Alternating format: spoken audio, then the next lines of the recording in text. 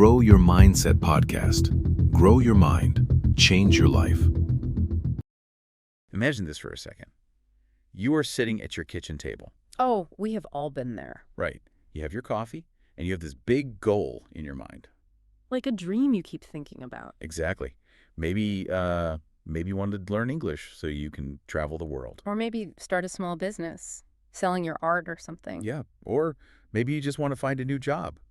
A job that does not make you feel totally exhausted every single day. That is a very common one, yeah. So you feel this sudden wave of excitement about the idea.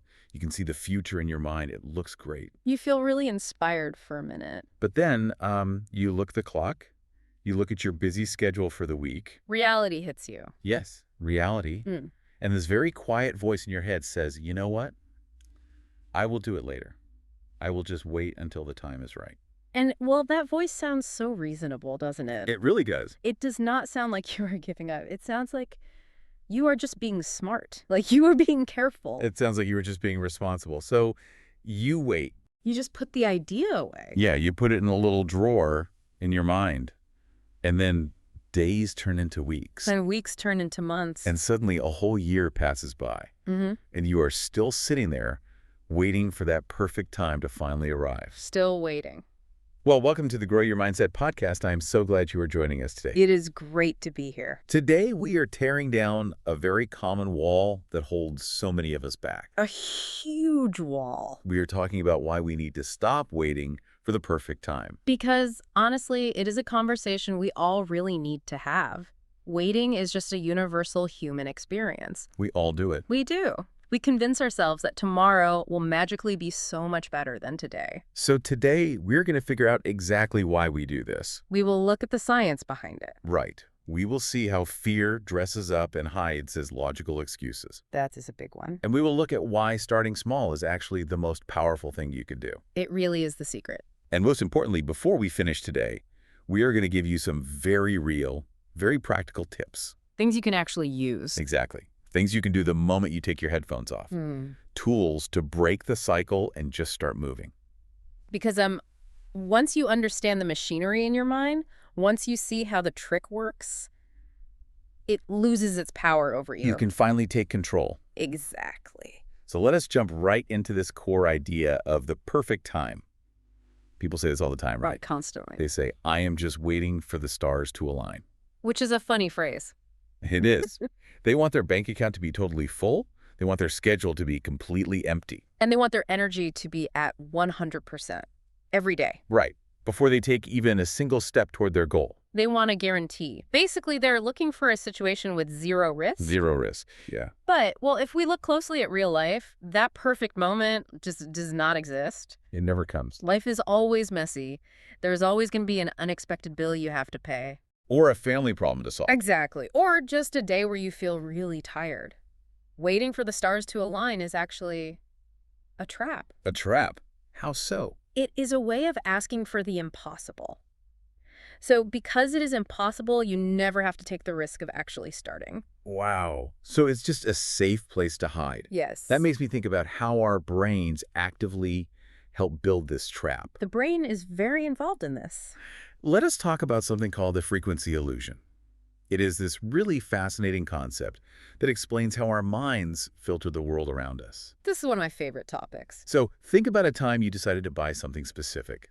Let's use the red car example. Oh, the classic red car. Imagine you decide, I really want to buy a bright red car.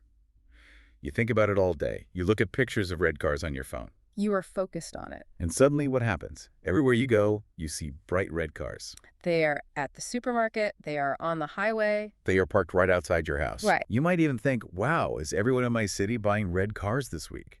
But logically, we know that is not true. No, of course not. The car factory did not suddenly drop thousands of red cars into your town overnight. The number of red cars is exactly the same as it was last month. The only thing that changed is your brain. Yeah, your brain is like a giant filtering machine. Right. Every single second, millions of pieces of information hit your eyes and your ears. Just too much data. Way too much. If your brain processed all of it, you would just go crazy. You could not function. So it filters things out. It filters out almost everything. It only lets you notice the things you tell it are important. Okay, I see. So by deciding you want a red car, You programmed your brain's filter. You told your brain, hey, red cars are important to me right now. And so it highlights them. Exactly. Your brain just starts pointing them out to you everywhere. So how does this mental filter work against us? Like when we are waiting for the perfect time? Well, it works exactly the same way, but with negative results. Give me an example. Say you wake up and your core belief is, it is not the right time to start studying English. Okay, you believe you are too busy. Right. You have just programmed your brain's filter with a negative instruction. Your brain says, okay, my job today is to find proof that it is a bad time to study. And it will definitely find that proof, will it not? Oh, absolutely. It will highlight the fact that you slept poorly last night. Look, I am too tired to study. Yes. It will make you super aware of how many emails you have to answer at work. It will point out that your desk is really messy. Exactly. Your brain will present all this evidence to you and say, look, I found the proof. You are too busy. You are too tired. It is definitely not the right time. So what you focus on literally becomes your reality. Yes. That is the power of the filter. But wait, if the brain is just a machine following our instructions, can we not just change the instructions? Yes. That is the beautiful part. If you consciously change the instruction, your reality changes. How do we do that? You tell yourself, today is a great day to learn. Then your brain starts looking for different proof. It looks for the good things. Right. Suddenly you notice you have a 10-minute wait for the train.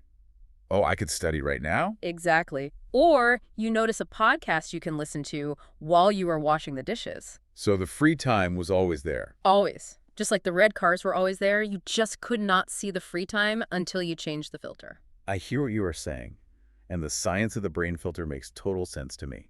But you have a question. I do. I am going to push back on this a little bit, because sometimes waiting is just common sense. Okay, let us hear it. Think about standing at a bus stop.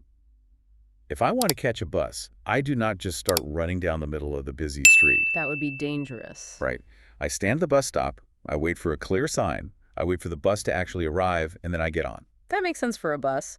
So should we not wait for a clear sign or the right feeling before we make big changes in our lives? I am really glad you brought that up, because it highlights a major misunderstanding people have about how success actually works. How so? Your bus stop analogy is perfectly logical for a predictable system. Like a city bus. Exactly. A bus system has a schedule, it has a known route, you know exactly what the bus looks like, and you know exactly when it is supposed to arrive. Right. It is a certainty. I can trust it. But personal growth, starting a new business or mastering a foreign language, these things do not have a printed schedule. No, they definitely do not. There is no bus coming. What people are actually doing when they say they are waiting for a sign is that they are waiting for a feeling. A feeling? Like motivation? Yes. They are waiting to feel totally motivated, to feel completely confident and completely free of any fear. They want to feel ready. Right. They think motivation is the bus that will eventually arrive and pick them up. And you are saying that feeling never arrives on its own? Very, very rarely. And this is where we have things totally backwards. Yes. People believe the order of operations is this. First, I feel motivated. Second, I take action. That is what everyone thinks. But human psychology shows us the exact opposite is true. Action creates motivation, not the other way around. Wow. Action creates motivation. That is a massive shift in perspective. Action comes first. Motivation comes second. Exactly. Can you break down why that happens? Think about the physics of it. An object at rest wants to stay at rest. Like sitting on the couch. Right. When you are sitting on the couch, your body and your mind are at rest. Seeking motivation while sitting still is like trying to steer a parked car. The steering wheel will not turn. Exactly. The wheels are locked. But if you take a tiny action, if you just open a textbook and read one single paragraph, you start the car moving. Just a little bit. Just a tiny bit. That small action gives your brain a little hit of accomplishment. Hey, I did something. Yes. And that tiny accomplishment releases chemicals in your brain that make you feel good. And that good feeling is what we call motivation. So you have to push the car a few inches yourself before the engine catches and takes over. Precisely.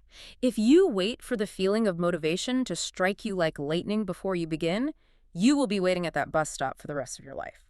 Okay, so if action creates motivation and waiting is a trap, why are our brains so desperate to keep us waiting? That is the big question. Why do we constantly delay the things we say we want the most? This brings us to a very heavy word. Procrastination. Yes. Procrastination is a heavy word, and it is a very misunderstood word. People hate that word. Society has taught us a very harmful lie about this. For decades, we have been told that procrastination is just laziness. We think we're just being bad. Right. We think, I am putting off my job application because I am a lazy person with bad habits. I just prefer to watch television. I think everyone listening has felt that guilt, the guilt of thinking, I am just being lazy today. It is a terrible feeling. But modern psychology has pulled back the curtain on this. Procrastination is not laziness at all. It is not. Think about what true laziness actually feels like. True laziness is relaxing. Like on a Sunday. Yes. If you are lazy on a Sunday morning, just lying in bed, you feel peaceful. You enjoy it. That is true. I like being lazy sometimes. But when you are procrastinating on something important, do you feel peaceful? Not at all. I feel terrible. My stomach is tight. I feel anxious the entire time I am watching television. Because you know you should be doing the work. Exactly. See? That stress proves it is not laziness. Procrastination is actually a system of self-protection. Self-protection, that feels strange. I know it does. If I delay paying my bills or applying for a better job, it hurts my life.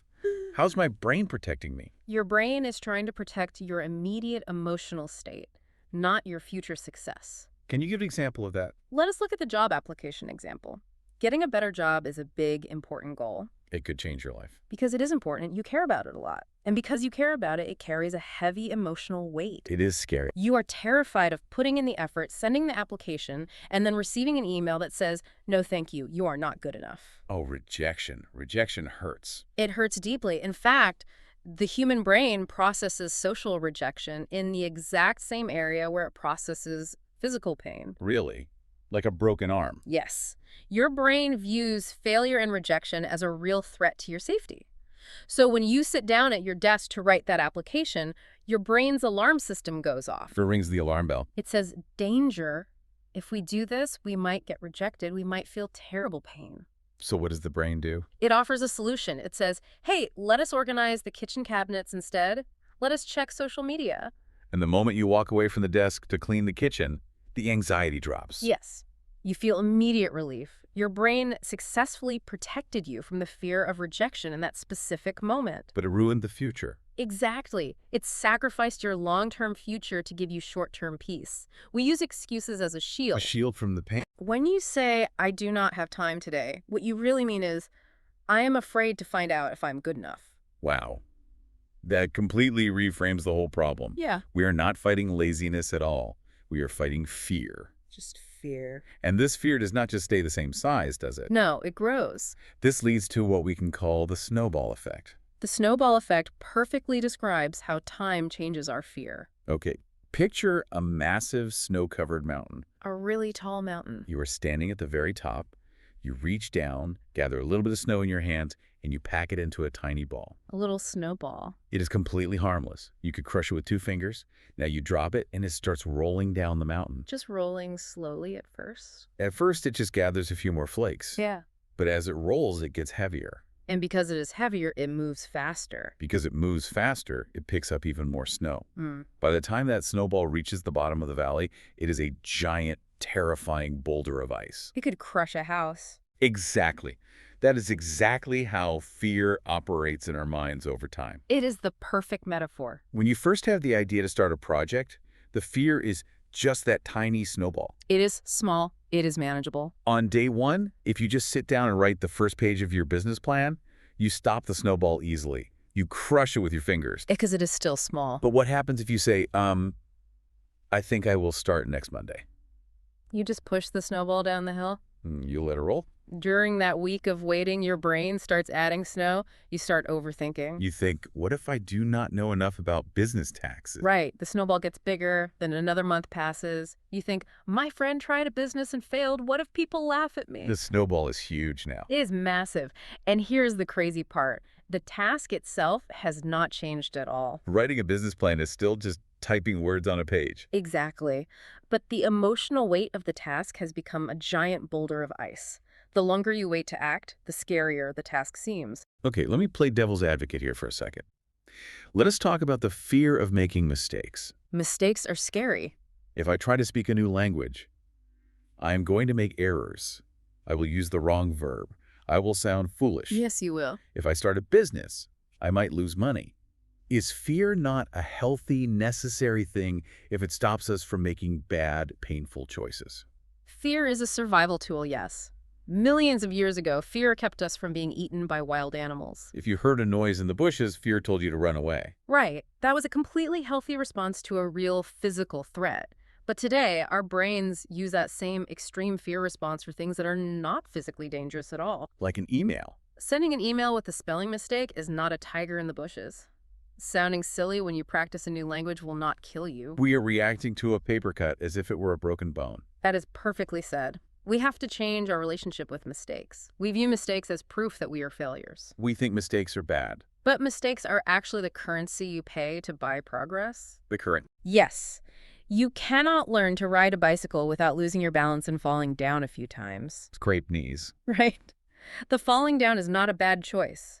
It is the required process of teaching your brain how gravity works on two wheels. You need to fall to learn. If you let fear stop you from ever getting on the bike, you guarantee you will never fall. You stay perfectly safe. But you also guarantee you will never, ever ride. And that brings us to the ultimate cost of waiting. It is not just about not riding the bike. It is about what you lose while you just stand still. The real terrifying cost of waiting is the invisible one. Lost opportunities. Lost opportunities. When we hesitate, we only look at the risk of moving forward. We never calculate the risk of standing still. But standing still feels safe. It feels safe, but standing still is actually incredibly dangerous. Explain that. How is staying safe dangerous? Let us say you are in a job that makes you miserable. Your boss is unkind, the work is boring, and you feel stressed out every single day. The terrible job. You want to apply for a new career, but you are afraid. You think, if I try a new career, I might fail and get fired. So what do? So you stay in the miserable job because it feels safe. You already know how to survive there. Even though surviving there hurts you every day. Yes. You are choosing guaranteed daily misery just to avoid the possibility of future failure. That sounds crazy when you say it out loud. It does. If you try the new career and fail, you learn a massive lesson. You adapt, you grow stronger. You move forward. But if you stay stuck in the miserable job forever, you slowly lose your passion, your energy, and years of your life. You lose time. The pain of taking a risk and failing is sharp, but it passes. The pain of staying stuck and wondering what if is a dull ache that lasts a lifetime. That is a sobering thought. Choosing the guaranteed pain of staying stuck over the temporary pain of learning. It is a tragedy. Now, I know some of our listeners are nodding along right now, but they might be thinking, okay, I understand fear, but that is not me. I am not avoiding the work. I am just planning. I am preparing. I want to do it right. This is a tricky area. Because planning is a good thing, is it not? Yeah. We need to separate what we call endless preparation from smart planning. Yes. This is perhaps the most dangerous disguise fear wears. It disguises itself as work. Exactly. It disguises itself as productive work. We convince ourselves that we are moving toward our goal, when in reality, we are just hiding behind a giant wall of research. I read a story recently that perfectly captures this illusion. I would love to hear it. It is about a person who had this lifelong dream of opening a small neighborhood bakery. That's lovely. This person baked wonderful bread at home for their family. Everyone told them, you should open a shop. So they decided to do it. Good for them. But they wanted to be perfectly prepared. In year one, they said, I cannot open yet. I need to take an advanced class on French pastries, so my menu is perfect. I want the perfect menu. So they spent a whole year taking baking classes. That sounds reasonable for year one. You need to know how to bake. It does. But then came year two. They said, now I need to study graphic design so I can create the absolute perfect logo and brand colors for the shop. Okay, getting distracted now. Year three arrived. I need to spend this year mapping the foot traffic of every street in the city to find the flawless location. That is a lot of research. Year four, I must read 10 textbooks on commercial business tax laws. Tax laws for a bakery. Yes, 5 full years passed. They had notebooks full of recipes, a beautiful logo on their computer, and vast knowledge of tax law. But no bakery. But they had not baked a single loaf of bread for a single paying customer. They never opened the bakery. That story is heartbreaking because it is just so common. That person was doing endless preparation. They felt busy. They were doing everything adjacent to the goal, everything around the goal, but never the goal itself. Studying tax law felt like working on the bakery. It gave them a false sense of progress, but it was just a highly productive way of hiding from the fear of opening the doors. The fear of seeing if anyone would actually buy their bread. Exactly. So where is the line? Yeah. Because we should not just run blindly into things either. We need some planning. What does healthy planning look like? We call healthy planning smart planning, or building a safety net. A safety net. The purpose of a safety net is to prevent a fatal disaster, not to prevent all mistakes. Give us a simple example of a safety net. If your goal is to quit your job and move to a completely new city, running blindly means moving tomorrow with zero money in your pocket. That is definitely foolish. Smart planning means you look at your budget, you save enough money to cover rent and groceries for 3 months, and you secure a safe place to sleep. 3 months is reasonable. Once you have that 3-month safety net, you stop planning and you move. You do not need a 5-year spreadsheet detailing every single cup of coffee you will buy in the new city. Exactly. You only need enough planning to safely start. You do not need to eliminate all uncertainty. You cannot eliminate it all anyway. The bakery owner just needed a safe recipe, a clean kitchen, and a basic license. That is it. Sell 1 loaf of bread first. Everything else, the perfect logo, the foot traffic they could have figured out while selling bread. If you try to plan until everything is 100% perfect and safe, you will plan until you die. I love to compare this to learning how to swim. That is a great comparison. Think about someone who is afraid of the water, but they really want to learn to swim. They can stand by the side of the pool all afternoon. Just looking at it. They could dip their toes in to check the water temperature. They could do jumping jacks on the side to warm up their muscles. Very prepared. They can buy the most expensive aerodynamic swimsuit in the store.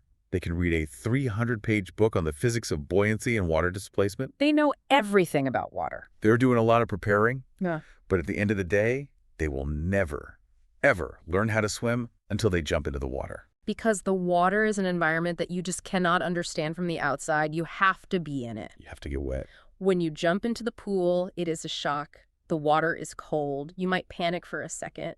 You might swallow a mouthful of water and cough. It is messy. But then your body adjusts. You feel how the water holds your weight. You start paddling. The real world is the water. Yes. Action is the best teacher. You cannot learn the reality of running a business from a textbook, just like you cannot learn to swim on dry land. The textbook teaches theory. The textbook teaches you the theory, but the water teaches you the truth. Taking action, even messy, imperfect action, is infinitely better than endless waiting. Imperfect action. Imperfect action gives you real data. It teaches you how the real world reacts to your ideas. Imperfect action. That is such a crucial phrase for you, our listener, to remember. Taking imperfect action means allowing yourself to be a little messy, a little unsure, but moving forward anyway. And this brings us to a huge question. How do we actually do it? How do we force ourselves to take that imperfect action when our brains are fighting us so hard? How do we start when we feel absolutely zero motivation? Right. We talked earlier about action creating motivation, but turning the key to start the car is hard. Let us dive into the actual science of starting. Let us break the myth that you have to feel inspired to begin. I am so glad we are bringing science into this. This is not just a motivational speech. This is about understanding the biological rules of your own brain. The rules of the machine. There is a psychological principle we need to look at. It is called the Zeigarnik effect. The Zeigarnik effect. Okay, it sounds complicated. Let us break that down into simple terms. What does it actually mean for our daily lives? Let us just call it the unfinished task loop. Unfinished task loop. I like that better. It was discovered by a psychologist who noticed something really fascinating about waiters in a busy restaurant. What did she notice? She noticed that a waiter could remember a complex order for a table of 6 people perfectly. They remembered who wanted the steak, who wanted the salad, who wanted no onions. Without writing it down. Often, yes. But the moment the customers paid the bill and left, the waiter completely forgot the order. It was just gone. 5 minutes later, they could not tell you what the table ate. Why do they forget so quickly? Because the human brain is obsessed with closing loops. Closing loops. When the customers sat down, the waiter's brain opened a file. It said, "This is an active, unfinished task. We must hold on to this information." It holds the tension. The brain creates a sort of mental tension, a slightly uncomfortable feeling that keeps the task in focus. But the moment the bill is paid, the task is finished, the loop is closed. And the brain deletes the file. The brain deletes the file to save energy. So our brains hate when things are left incomplete. Exactly. Your brain desperately wants to finish what it starts. Think about watching a movie. Okay, a movie. You are sitting on the couch, watching a thriller. You are an hour into it, the detective is just about to open the door to catch the bad guy, and suddenly the power goes out. The television goes black. The screen is black. Oh, that is the most frustrating feeling in the world. It is incredibly frustrating. You cannot just go to sleep. You pace around the room.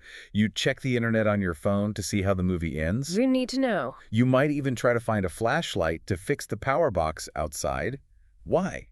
Because your brain opened the movie loop. It needs the ending. It hates the feeling of the unfinished story. So, how do we use this biological quirk to our advantage when we want to achieve our goals? We use it by tricking the brain into opening a loop. Tricking the brain. If you have a big project you are avoiding, you do not need to convince your brain to do the whole project. You just need to convince it to start a tiny, tiny piece of it. Just a piece. Once you start, even for just a few minutes, you open the loop. Okay, but what if I am completely exhausted? Huh. Let us say I come home from a 10-hour shift at work. You are tired. My feet hurt, it is raining outside, I want to study my new language, but I have absolutely no energy. A very real situation. If I force myself to open the book, my brain is foggy. Will my studying not be terrible? Do I not need to be fresh and inspired to do good work?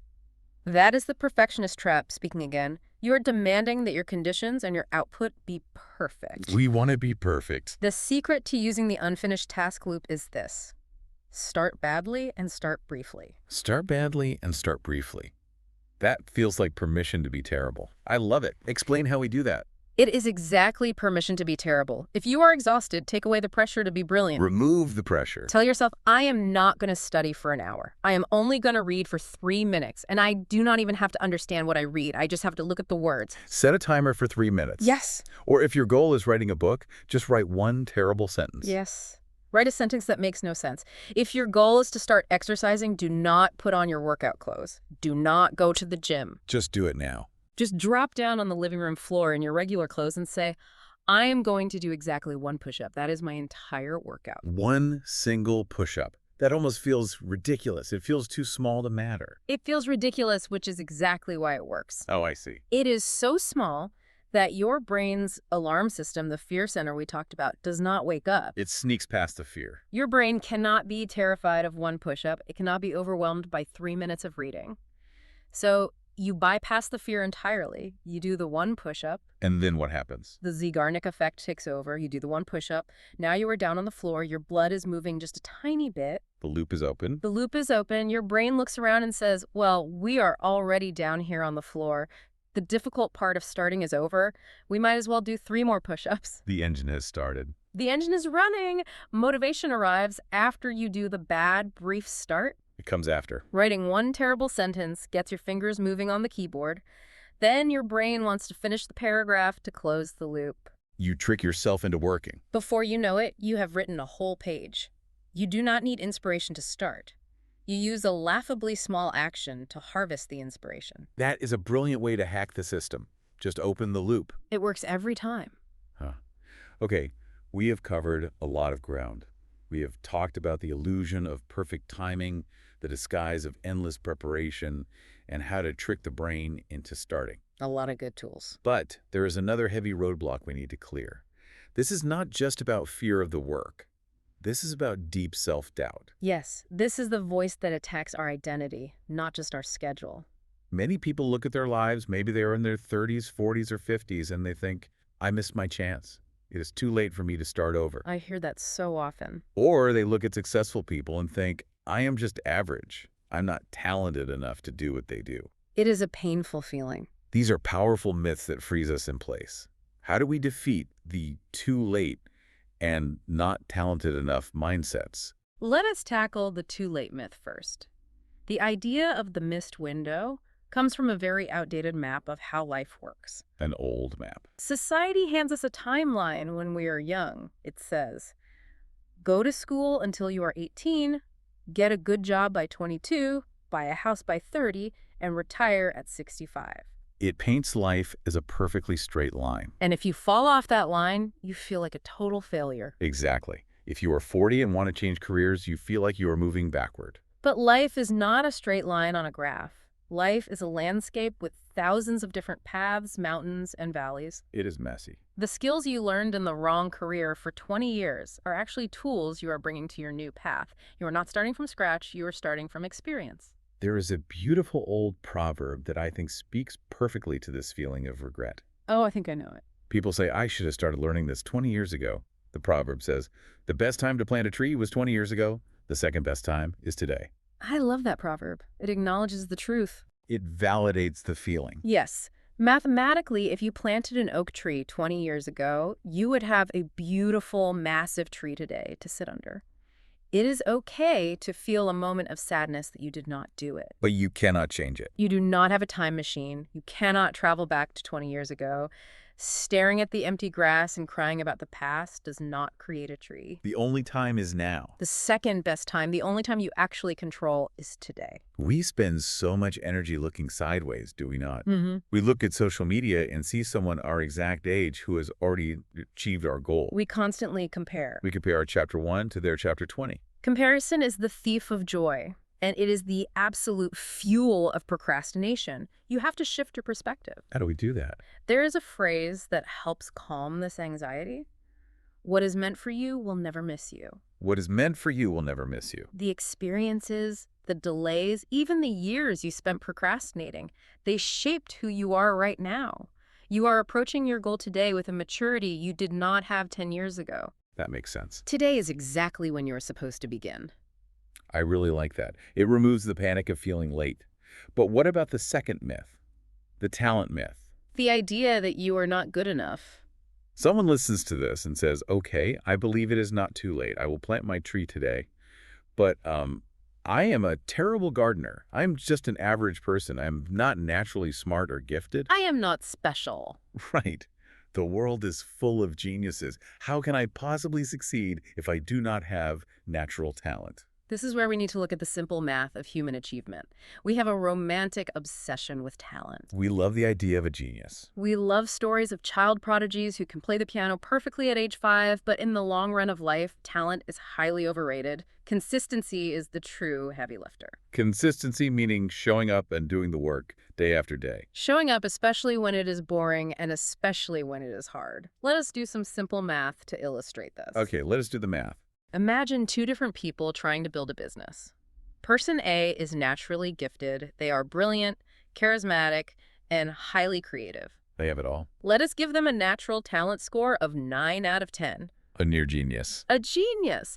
But because everything has always been easy for them, they never learned how to struggle. They never built the muscle of discipline. They quit when it is hard. So when building their business gets tough, they get bored. They put in very little effort. Let us give them an effort score of 2 out of 10. Only a 2. Because they do not try consistently, they stall. Their genius ideas stay on paper. Eventually, they quit. Okay, a 9 out of 10 for talent, but a 2 out of 10 for effort. So they fail. Right. Now look at person B. Person B is completely average. They are not naturally brilliant. They have to read things twice to understand them. It's a normal person. Let us give them a talent score of 5 out of 10.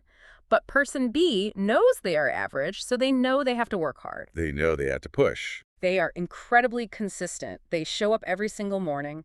They push through the boredom. They give maximum effort, a 10 out of 10. So what happens over time? Over time, the math always wins.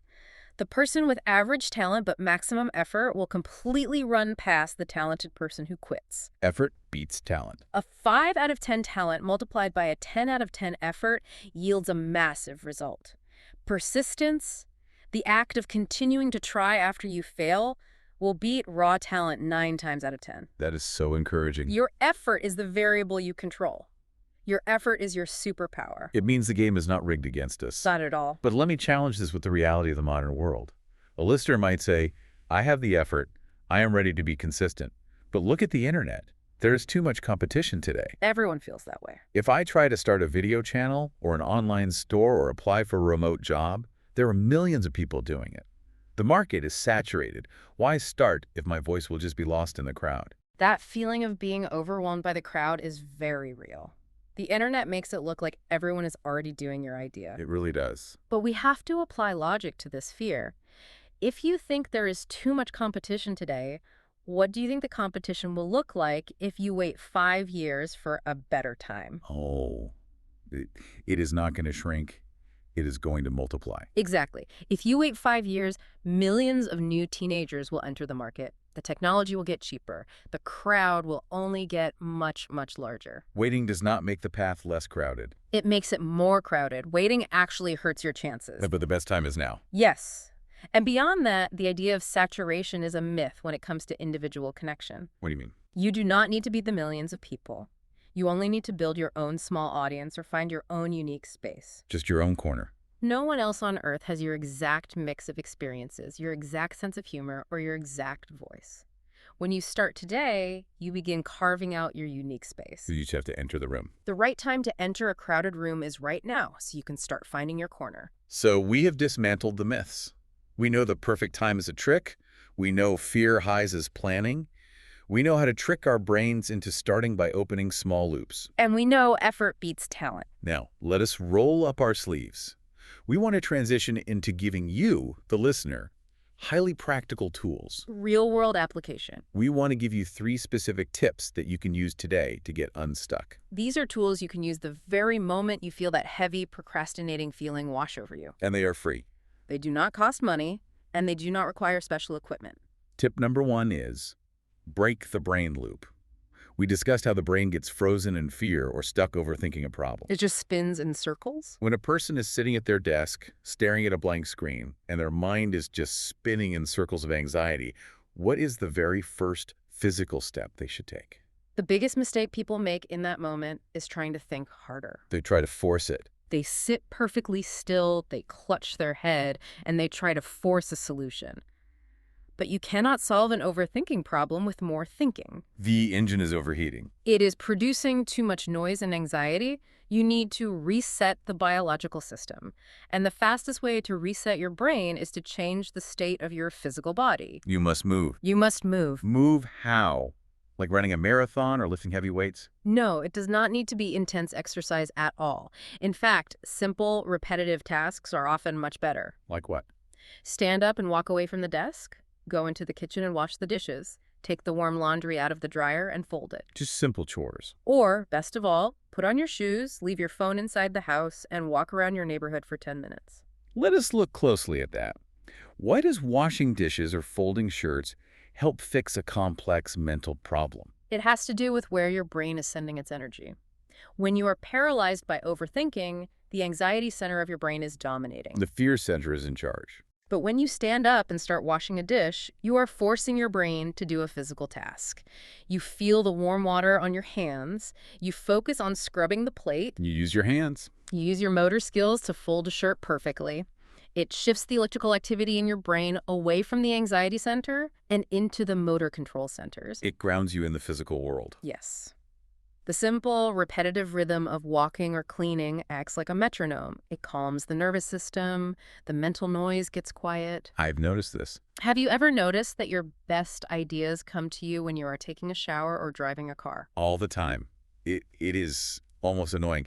I can stare at a problem for hours, but the second I step in the shower, the answer just appears. That is because you stopped forcing it and let the background processing of your brain take over while your body was busy with a simple task. That is amazing. So tip 1, if your mind is stuck, move your body to reset the system. That is an incredibly reliable tool. Break the brain loop by moving.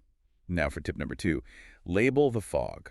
Label the fog. You described this as naming the exact feeling. I want you to share the analogy of the broken phone map because I think it perfectly illustrates why we stay stuck. Imagine you are driving alone in a massive, sprawling city you have never visited before. A completely new city. You are relying completely on the GPS map on your smartphone to navigate. Suddenly, you drive into a tunnel and the phone loses its signal. The screen goes gray. Oh no, you are lost. You pull over to the side of the road. You call a friend who lives in the city and you say, "Help, I am completely stuck." Your friend is going to ask, okay, where are you? Exactly. And if you just keep crying, "I do not know. I am just stuck. The car is not moving. I am stuck," your friend cannot help you. They need a location. The word stuck contains 0 useful information. To get unstuck, you have to look up the window, you have to read a street sign and say, I'm at the corner of 4th Street and Maple Avenue. The road is blocked by construction. Once you name your exact location, your friend can give you a solution. Right. They can tell you to turn left. How does this map analogy apply to our personal goals? When people face a difficult goal, they feel overwhelmed and they say to themselves, I am stuck. I just cannot make progress. I am blocked. But saying I am stuck is like a thick fog. It is vague. You cannot solve a vague problem. You have to label the fog. You have to name it. You must interrogate yourself and find your exact mental location. What kinds of questions should we ask ourselves to find that location? You need to break it down into specific categories. Ask yourself, am I lacking clarity? Do I actually not know what the very first step of this project is? If the answer is yes, then you're not really stuck. Right. You just need to write a simple list. Or ask, am I lacking confidence? I know the steps, but I am terrified that my boss will think my work is stupid. That is a very different problem than lacking clarity. It is completely different. If the problem is fear of judgment, a to-do list will not help you. You need to address the fear. What is another category? Ask, am I lacking control? Do I feel like I physically do not have 3 hours to do this work today? You cannot fix a problem until you name it. I am stuck is a dead end. I am afraid of sounding foolish when I speak English is a specific problem with a specific solution. Label the fog. That takes the emotion out of it and turns it into a simple puzzle to solve. Tip 2 is label the fog. Now, let us look at tip number 3. This one is my favorite. It connects perfectly with what we discussed about the unfinished task loop. Tip 3 is shrink the vision, or start small. Very small. Why is having a massive grand vision actually dangerous when we are trying to start? A massive vision is great for setting a direction, but it is terrible for daily motivation. It is too heavy. People often think that if a goal is huge, the action must be huge. If they want to learn a language, they tell themselves, I must find 3 uninterrupted hours every evening to study grammar, memorize vocabulary, and practice speaking. But nobody has 3 uninterrupted hours. Almost nobody. So what happens? You look at your schedule. You see, you only have 25 free minutes before you need to make dinner. And 25 minutes feels like nothing. Your brain looks at the 25 minutes, compares it to the massive 3-hour requirement, and says, well, 25 minutes is not enough to make a difference. It is useless. I will just wait until Saturday when I have more time. And Saturday fills up with errands, and nothing happens at all. Exactly. The big vision paralyzed you.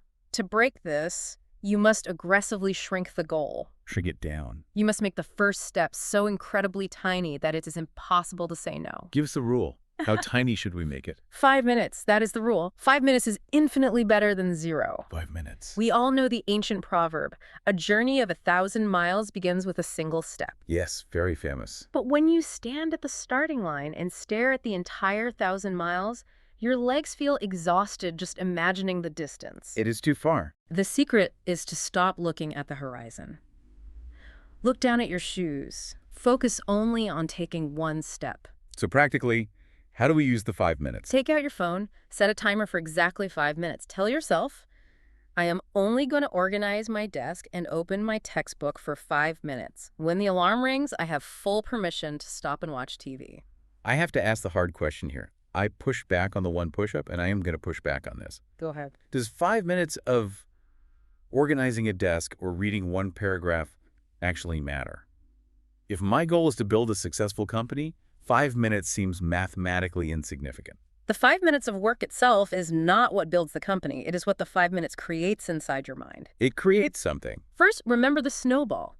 A 5-minute start builds positive momentum. Usually when that 5-minute timer rings, you are already focused. The friction is gone. You do not want to stop. You will likely turn the timer off and keep working for another 20 minutes. And what if I do not?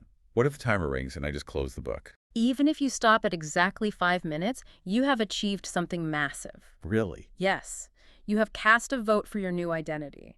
You prove to yourself that you are someone who shows up and takes action, even when you are tired. You kept a promise. You kept a promise to yourself. Over weeks and months, those tiny 5-minute promises compound like interest in a bank account. They add up. They transform you from a waiter into a doer. 5 minutes of actual messy progress today is always, without exception, better than a giant perfect, glorious promise about tomorrow. 5 minutes today is better than a giant promise about tomorrow. That is profound. It changes lives. We spend so much of our lives making elaborate promises to our future selves, but tomorrow never actually arrives. Tomorrow is just an idea. This day is real. Today, this exact present moment, is the only place where action can exist. It is the only place we have any true power. As we bring our conversation to a close, let us gather all these pieces together. Let us recap. If you, our listener, take away anything from our time together, let it be this. The perfect time is a ghost. It is an illusion created by your brain to keep you safe from the discomfort of growth. Do not let it fool you. Do not wait for the stars to align perfectly, because the universe does not have a schedule for your success. Be acutely aware of how your mind tries to trick you.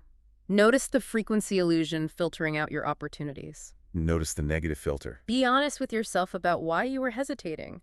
Strip away the disguise of endless preparation and recognize the fear hiding underneath. Do not study tax law for a bakery you have not started. Exactly. You do not need 5 years of research to take one small step. You just need to jump into the water, feel the cold, and let imperfect action be your teacher. Before we ask our final question, I want to leave you with a new way to think about the perfect time. I love this idea. We have established that waiting for ideal conditions is a trap. But consider this. What if the perfect time is not something you wait for, but a skill that you actually build? A skill you practice. Every single time you choose to start working when you are tired, when the house is noisy, when you are underprepared, you are lifting a mental weight. You are getting stronger. You are building immunity to bad conditions. Soon, the noise will not bother you. The fatigue will not stop you. By taking action in the imperfect moments, you train yourself to be unstoppable in any environment. That is a brilliant way to frame it. You become the creator of the right time rather than the victim of the wrong time. Remember this simple truth. You do not have to be great to start, but you have to start to be great. The journey does not begin someday. The journey begins today. It begins with a willingness to be a beginner.